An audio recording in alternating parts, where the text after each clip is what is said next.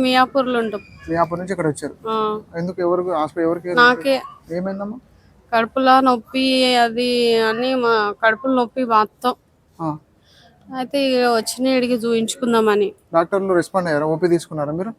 OP తీసుకున్నా. టెస్టులు అంటే బ్లడ్ టెస్ట్ అయింది, యూరిన్ టెస్ట్కి లైన్లో నిలబడాలంటే మాత్రం చచ్చిపోతున్నాం నాయన. ఈ లైన్లు ఏందో, ఏ టోకన్లు ఏందో కానీ లైన్లు టోకన్లు గంటలు గంటలు నిలబడి నీరసం వచ్చి ఈమె అయితే పడైపోయింది ఇందాకాడ. ఈమె పడిపోతే డాక్టర్స్ అయితే ఇష్టం వచ్చినట్టు నోటికి ఎంత వస్తుందో అంత మాట్లాడతారన్న. అంటే ఒక మనిషిని ఎట్లా ట్రీట్ చేస్తారంటే కుక్కని ట్రీట్ చేసినట్టు చేస్తారు అన్న. డాక్టర్స్ ఉన్నది ఎందుకన్నా, మొక్కుతున్నాం వాళ్ళని, ఆ దేవుడితో సమానం అనుకుంటాం. ఒక మనిషి వస్తే మినిమము ఒక విలువ ఇవ్వాలి. వాళ్ళ అట్లాంటి విలువ ఇవ్వట్లేదన్న. ఫుడ్ బాగాలేదన్న, ఇంట్లో అస్సలు బాగాలేదు. టాయిలెట్స్ నీట్గా ఉండవు. ఏమనంటే మళ్ళీ మేము ఇంతే అన్నట్టు మాట్లాడతారు. నాకైతే కొంచెం కూడా నచ్చలేదన్న ఇక్కడ పద్ధతులు. ఇజ్జని చెప్తున్నా కదా, ఒక మనిషి బాగలేన్న మనిషికైనా కనీసం ముందు తీసుకొని చూపించాలి కదా. అన్ని వెళ్ళినన్న. నేను ఇంతకుముందు ఇందులోనే అడ్మిట్ అయినా. మా హస్బెండ్ కాలు కూడా ఇందులోనే ఇరిగిపోతే ఇందులోనే ట్రీట్మెంట్ చేసిన.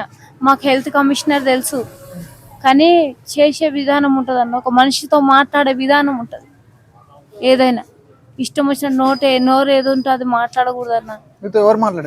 చాలా మంది మాట్లాడారన్న, కానీ నేను వాళ్ళ పేర్లు తెలుసుకోలేదన్న. చెప్తున్నా కదా, ఒక మనిషికి విలువ ఇవ్వండి అంతే. ఒక పేషెంట్ వచ్చిందంటే మిమ్మల్ని దేవుడు అనుకునే వచ్చింది కాబట్టి ఆ మనిషికి విలువ ఇవ్వండి. బాధ ఉంటేనే ఇక్కడికి వచ్చారు, అదొకటి గుర్తుపెట్టుకోండి.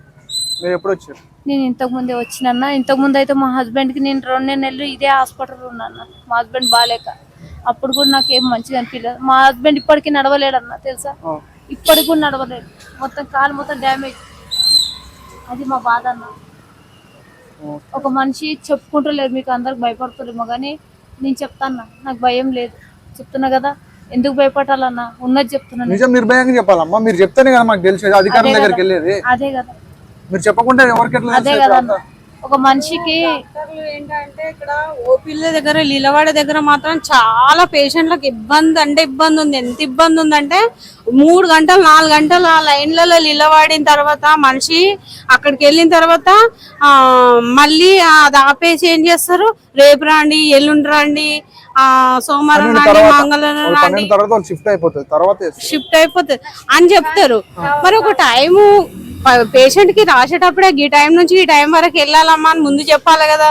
ఓ నిలబడి గంటలు నిలబడిన తర్వాత ఏం లేదా అయిపోయింది పోండి అంటే ఎన్నిసార్లు తిరగాలి మేము ఇట్లా. ఈ రోజు ఎందుకు, నేను మా ఆయనని ఈడ కూడా అడ్మిట్ చేసిన. ఈయన చెల్లి గాంధీకి రాసి గాంధీకి తీసుకెళ్ళినా.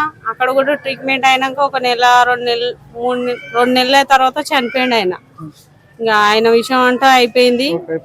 ఇంకా ఇక్కడైతే ఓపీల దగ్గర నిలబడాలంటే చాలా నరకంగా ఉంటది. కొంచెం వాడు రాసేటోళ్ళని మనుషులని ఎక్కువ మందిని పెంచి దబదబా పేషెంట్లని ట్రీట్మెంట్ అందేలాగా చేస్తే కొంచెం బాగుంటదేమో అనిపిస్తుంది.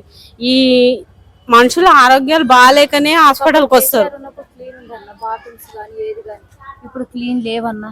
చెప్తున్నా కూడా, కేసీఆర్ ఉన్నప్పుడు మొత్తం ఇక్కడ క్లీన్ ఉండే, ఇప్పుడు క్లీన్ లేవు. ఒకటి తెలుసా, మనిషిని చూస్తే కుక్కను చూసినట్టు చూస్తారు. ఒక డాక్టర్కు మాట్లాడే విధానం నచ్చలేదు నాకు. ఫస్ట్ ఆఫ్ ఆల్ మాట్లాడే విధానం, ఒక పేషెంట్ వచ్చిందంటే మిమ్మల్ని నమ్ముకొని వచ్చిందంటే మాట్లాడే విధానం ఫస్ట్ కరెక్ట్ ఉండాలి. నువ్వు డాక్టర్ అయిను, నీకు తెలివి లేదా? మినిమం ఆలోచన లేదా? నువ్వు ఎందుకు చదువుకున్నావు? నువ్వు డాక్టర్ ఎందుకు చదువుకున్నావు? దేనికి చదువుకున్నావు? నువ్వు ఒక మనిషిని మంచిగా చూసుకోవాలి, కనీసం చెప్పే విధానం ఉంటుంది. అది నచ్చలేదన్నా, నాకైతే నచ్చలేదు. ఇక్కడ అసలు నీట్నెస్ లేదన్నా, అస్సలు నీట్నెస్ లేదు. డాక్టర్స్ కూడా అసలు పద్ధతి లేదన్న. చెప్తున్నా కదా, ఒక మనిషిని చూసి ఎట్లా అంటే నడు ఎందుకు అడుగుతున్నావు ఇట్లా. కుక్కలను చూసి సెక్యూరిటీ వాళ్ళు కూడా అట్లనే మాట్లాడతారు తెలుసా, కుక్కలను చూసినట్టు. కుక్కల కంటే హీనంగా లేని వాళ్ళం కాబట్టి ఇక్కడికి వచ్చినామన్నా. ఉంటే ఇక్కడికి ఎందుకు వస్తామన్నా? ఎందుకు పెట్టినావు? దేనికి పెట్టినావు? ఎవడు పెట్టమన్నాడు నీకు ఈ హాస్పిటల్? చెప్పు, ఎవడు పెట్టమన్నాడు? ఒకవైపు అన్న అధికారులు ఏమంటారంటే సంబంధించిన హాస్పిటల్ నెంబర్ 1 గా సేవలు అయితే జరుగుతున్నాయి. ఏదో కొంతమందికి అటు ఇటు చెప్తున్నారు కానీ అందరికైతే సామాన్యంగా అందరికీ మంచి వైద్యం అందిస్తున్నారు అంటారు. మంచి వైద్యం అందిస్తున్నారు అన్న. 5 సంవత్సరాలు ఒక్కసారి వినండి, నా తమ్ముని లెక్క చెప్తున్నా. 5 సంవత్సరాల నుంచి నా భర్తకి ఆపరేషన్ చేపిస్తే ఇప్పటి వరకు కాళ్ళు నడవడానికి రాదు. అడగండి. కుంటుకుంటూ కనీసం సర్టిఫికేట్ ఇవ్వండి, పెన్షన్ అన్న వస్తే బతుకుతాం మేము అనుకున్నాం, కానీ అది కూడా లేదన్న. ఒక్కదాని ఇళ్లలో పని చేసుకొని బతుకుతుంది. ఇప్పుడు నాకు అండాశయం ప్రాబ్లం వచ్చింది. అండాశయం ప్రాబ్లం నాకు 6 నెలలు అయితే ఆపరేషన్ చేయాలి. నా 2 బిడ్డలు నేను చచ్చిపోయినా అనుకో, వాళ్ళ ఇద్దరిని ఎవరు చూడాలి? నా పిల్లల్ని ఎవరు చూడాలన్నా చెప్పండి, మీరే చెప్పండి. కనీసం ట్రీట్మెంట్ మంచిగా ఉందండి, ఏం మంచిగా ఉంది చెప్పండి అన్న. ఏమి అభివృద్ధి ఉంది? ఏముంది? అడుగుతున్నాం, అందరిని అడుగుతున్నా, వాళ్ళే చెప్తారు మంచిగా, నేను చెప్పట్లేదు అది మంచిగా. అట్లనే చెప్తారు అన్న. ఎందుకు చెప్తారు తెలుసా? భయం. ఎవరు భయం వాళ్ళకు ఉంటది. భయం ఏం చెప్తే ఏమంటారో అని. నేను భయపడన్నా, ఎవరికి భయపడతా, చెప్తున్నా కదా, ఉన్నది చెప్తున్నా. ఇక్కడ నీట్నెస్ లేదు, పద్ధతి లేదు, డాక్టర్స్ కు మాట్లాడే విధానం లేదన్న. ఖచ్చితంగా చెప్తున్నా, ఇంతే అన్న నేను చెప్పేది. మొత్తానికి ఈ హాస్పిటల్ గురించి ఏం చెప్పదలుచుకున్నావు? ఒక మాటలో చెప్పాలి. ఒక మాటలో చెప్పానా? కొంతమంది మాత్రం ఇగో 80%లో 10% మంది మంచోళ్ళు ఉన్నారు అన్న. ఎందుకు తెలుసా? ఒక మర్యాద ఇచ్చి మాట్లాడడం. 80% మంది మంచి లేరు అన్న. ఇదే నేను లాస్ట్ అండ్ ఫైనల్, అంతే. మీరేం చెప్తారు? ఒక్క మాటలో హాస్పిటల్ గురించి చెప్పాలంటే ఏం చెప్తారు? నేనంటే చెప్పదలుచుకుంది ఏంటంటే, పేషెంట్లని 2 గంటలు 3 గంటలు లైన్ లో ఇట్లా నిలబడకుండా కొంచెం డాక్టర్లను పెంచి వాళ్ళకి త్వరగా వైద్యం అందేటట్టు, వాళ్ళకి ట్రీట్మెంట్ తొందరగా అందేటట్టు చేస్తే బాగుంటదని నేను అనుకుంటున్నాను. కనీసం వాటర్ ఉండే అన్న. వాష్రూమ్కి వెళ్దామంటే వాటర్ ఉండేది తెలుసా? వాష్రూమ్ క్లీన్ ఉండదు తెలుసా? అడుగు మీ బాబు, మా బాబు ఉన్నాడు బాత్రూమ్ లో గుట్కా అవన్నీ ఉంచి పడేసి ఇందాక పోయినా. వాటర్ కూడా చక్కగా లేవు, ఫుల్